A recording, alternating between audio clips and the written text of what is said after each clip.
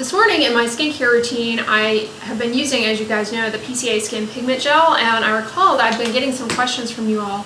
Can azelaic acid, which is in that product, can it cause hypopigmentation? Can it bleach your normal background skin? And the answer is no, azelaic acid does not do that. That is a side effect of some other skin brightening ingredients like hydroquinone, but the advantage of azelaic acid is that it doesn't do that. It's thought to actually only affect the melanocytes that are problematic. Anyways, last night I did my Function of Beauty hair mask, and speaking of which, today's video is in partnership with Function of Beauty. You guys know I've been using Function of Beauty for a long time now. It is fully customizable hair care products, shampoo, conditioner that you can get delivered to your door. It's really simple. You go in and you take a quick quiz outlining your hair type, your hair history, and your hair goals. You get to choose up to 5 goals. I always get shine and anti-frizz. You can customize your shampoo and conditioner. You can choose the fragrance, you can choose the color, and what I love most about Function of Beauty, you can get your name on the bottle. I often get Function of Dray or just Function of Andrea. The products are cruelty-free and vegan. They don't do any animal testing. And Function of Beauty actually follows the EU regulations, which bans like a ton of ingredients. I've noticed such an improvement in the overall shine and glossiness of my hair. And your order comes with stickers that you can put on your bottle. I really like that too. Now, if you guys want to check out Function of Beauty, click the link in my description box because they're offering a really great deal right now. You can get your first customized shampoo and conditioner for under $30 plus free shipping. So thank you, Function of Beauty, for sponsoring this portion of today's video. Well, hey guys, I'm on my way to the library to take back a book. I have a question for you. What do you think of drug commercials? Do you think that they influence you to ask your doctor about said drug? I'm curious. I'm not a fan of drug commercials. First of all, they're annoying. And I do think they are disruptive. I mean, the whole talk to your doctor about our new drug, it's just problematic because most of the time, those drugs are insanely expensive. I'm not a fan of drug commercials. Big Pharma. That book that I read and shared with you guys in my recent monthly favorites video, yeah, it really shines a lot of light on. But that book talked a lot about schizophrenia. I have this theory. I've always had this theory. And I could be totally, I'm sure I'm totally wrong. But have you ever, I'm sure you have. You're asleep. You have a vivid dream. And you wake up. And for a split second, you're still in the dream mentally. It takes you a minute to realize, oh wait, it was all a dream. It takes you a moment to realize it was all a dream. You wake up, maybe your heart is racing if it was a particularly scary dream. I have this theory that for people with schizophrenia, whatever it is in the brain that rumbles around when you're asleep and creates dreams, I think schizophrenics, they don't have the brakes on that. I think their brain just doesn't put the brakes on that kind those kinds of thoughts that enter into the mind. And I think they are constantly they stay in that state of awakening because they have visual, auditory hallucinations. They feel a profound sense of paranoia. I've always felt like when I experience that, when I'm waking up from a dream like that, I always feel like, I've always thought back, like, this must be what it's like living with schizophrenia. That panic, that, you're being chased, something like that. I'm not going to go in, because when I go into the library, I stay in there way too long.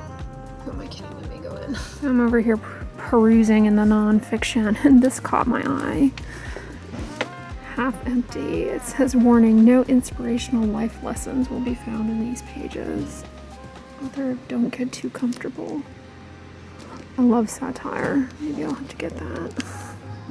Critics of Mark Twain.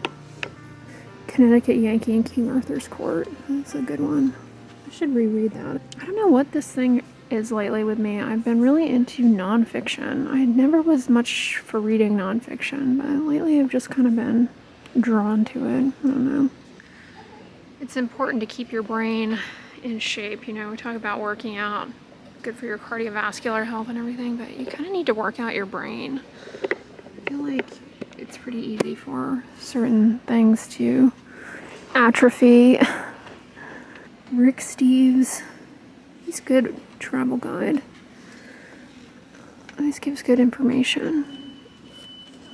There's something comforting too about his show. Azelaic acid is naturally present on our skin at baseline. It's actually a byproduct of that little yeast, Malassezia. It's antibacterial, anti-inflammatory, it's mildly keratolytic, so it will help gently exfoliate the skin, and it's typically very well tolerated. It's good for rosacea, acne, and hyperpigmentation, and you don't have to worry about it impacting your background skin tone. It will not fade freckles, it will not fade moles. It only really works on melanocytes, which are the cell type that make pigment, that are doing so abnormally as a result of like UV exposure. It has antioxidant properties, and perhaps that is one way in which it works, but it doesn't affect your normal background skin tone. Oh my gosh, you guys, look what Kroger got in. Isn't this adorable? A turkey squishmallow. Oh, so soft. It's complaining about how Thanksgiving doesn't get enough love. What do you know? A sweet little turkey appeared. Matcha tea time.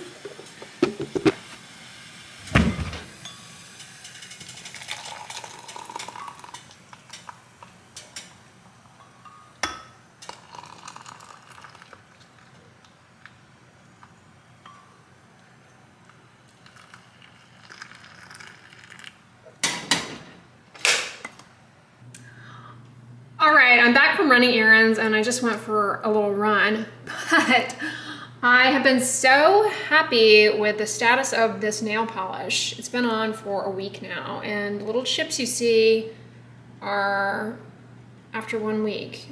It's not focusing now. After 1 week. So Kroger got in more of the Sally Hansen Insta-Dry nail colors, but they got these Sour Patch Kid themed Halloween colors. So I went a little overboard, but I'll show you all. I got this orange color for Halloween. It's called Pump Kid. And I also got a white color. I also got white. It's called White on Time. And I already have black. I went ahead and got the top coat. And then for after Halloween, for a fall color, or in between, I got this color. It's like a deep navy, Midnight Drive. I have this color, which I've had for a while and I really like, but it's more of a summery color. It's called Hail Cherry. Yeah, Hail Cherry. And this is a good one for fall that I think I bought last year, so I'll probably use that. Slick Slate. So, who would have thought? I'm getting into painting my nails again.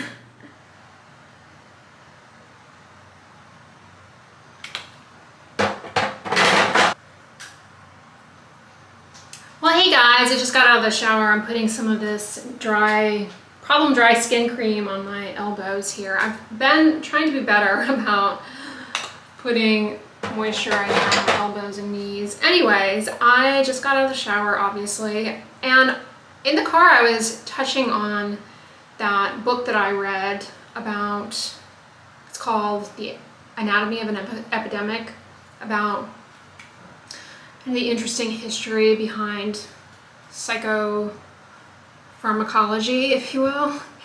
And the end of the book, really, a point at the end of the book that really resonated with me is about how, yes, there are medications that help, but why is it that we have somehow lost touch with the lifestyle factors and things like exercise, sleep, healthy diet, social interactions? I swear, those things, they just are always underplayed or neglected. They're an afterthought, or oh yeah, or sure. For example, if somebody has some kind of transformation, whether it be physical or emotional or whatever, And people are like, what is your secret? What is your secret? And they're like, I just started exercising, taking better care of myself. And they're like, yeah, right. But honestly, it goes a long way. And putting the work in to take care of yourself, it's more than just ensuring you're doing the best to ensure your health. I mean, there are no guarantees in life, but it's body autonomy at its root is taking control over the decisions that you make that affect your health, whether that be, giving up smoking, giving up drinking in excess, making the decision that you're going to stop staying up. I say this as I'm up way past my bedtime already. Anyways, make the decision that you're going to stop consuming digital media at nighttime so that you can get proper rest, so that your brain can recover and your body can heal from throughout the day. And, people, I think, are like, oh yeah, that doesn't work.